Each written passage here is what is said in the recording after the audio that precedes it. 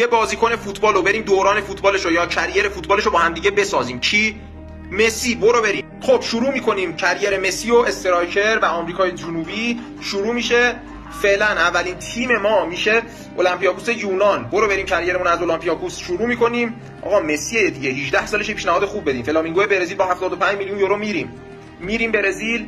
75 میلیون یورو هم پول بهمون دادن، البته خریدنمون، پول که رسید به اولمپیاکوس. فعلا ادامه میدیم، ترجیح میدم ادامه بدم با همین فلامینگو. 22 سالمون شده، یه تیم خوب بیاد بگیره دیگه مسیو. باز ادامه میدم با همین فلامینگو. یه فصل هم کسی ما رو نخواست، مگه میشه مسیو یه فصل کسی نخواد؟ بیاین بگیرین دیگه ما رو.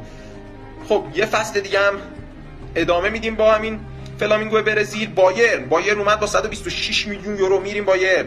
چه تیمی، 8-2 هم یه بار مسی رو زدن و دشمنی داره مسی دیگه قطعا باشون.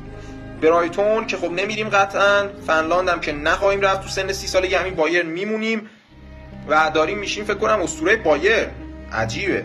الهلال از عربستان اومد با 136 میلیون یورو. من چون همیشه اعصابم از این خورد میشد که چرا مسی تو سن بالا نرفت الهلال پول رو بگیره، میخواستم بگم میریم الهلال ولی نمیریم، میمونیم تو همین بایرن. اسطوره بایرن بذار بشیم.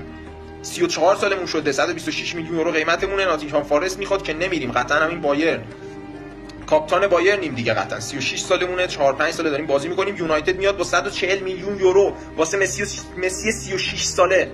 اونا ارزش مسی رو فهمیدن. میریم یونایتد با 140 میلیون یورو.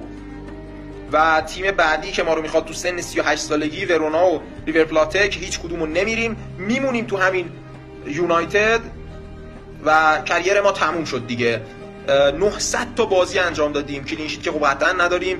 پاس گل 52 تا پاس گل داد مسی. این چه مسیه؟ 653 تا گل زدیم ولی 121 کارت زرد. اصلا مسی خشنی ساخت.